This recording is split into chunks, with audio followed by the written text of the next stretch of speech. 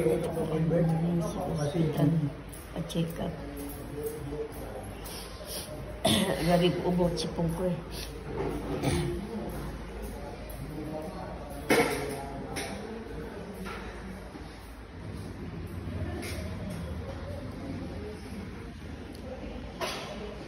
Sama kayo anak ko.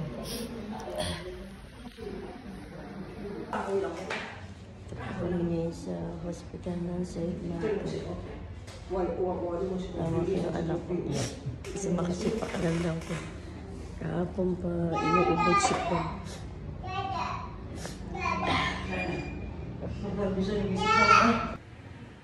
Ito guys. Pinunan ako ng blood. Kasi grabe umuo kahapon sa kanya. Sipin ko. Pinunan ako ng dugo.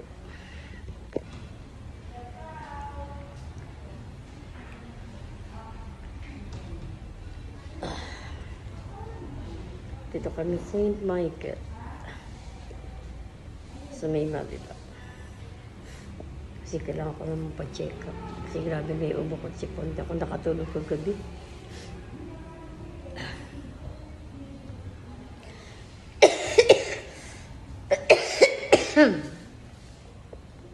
Sama. Yan guys. Laki nito. Ano yan? Dalawa ba yan? Nagpa-deliver kami ng McDo.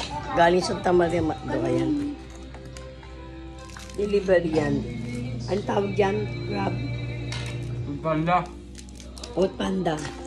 Order kami sa Food Panda. Kasi tatamad na kami lumabas.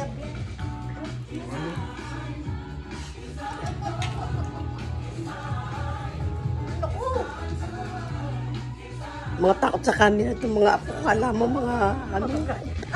Beses yun na kayo mausa ko. Apo? Anak yan ah.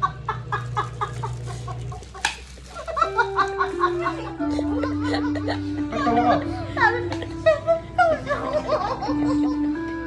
Balang!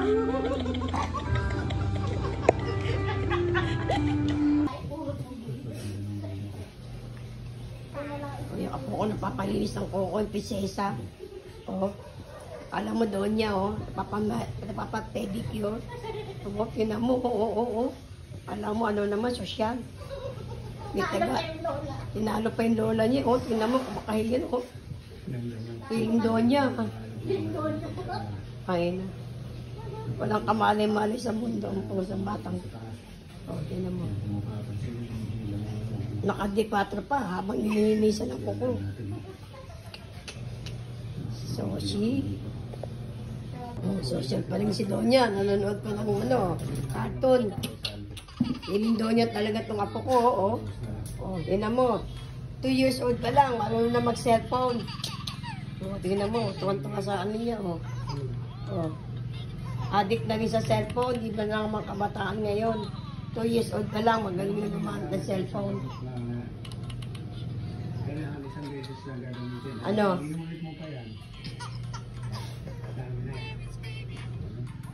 Oh, tahimik siya, oh. Hindi ko alam kung gusto naman yun.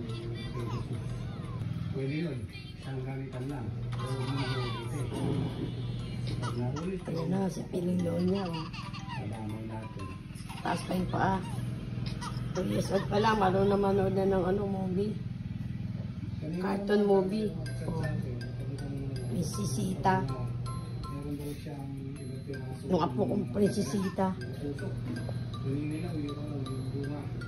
Ano po yung fruit fly, yung parang putakte. So guys, galing po kami sa pagsamba. Ayan po kasama ko yung apo ko. Bugoy, anak pa dito. Bugoy. Ayan po kasama siya sa pagsamba. Pauwi na po kami. Ayan po aking kasama. Pasalamat po ng Iglesia. Salamat po sa mama.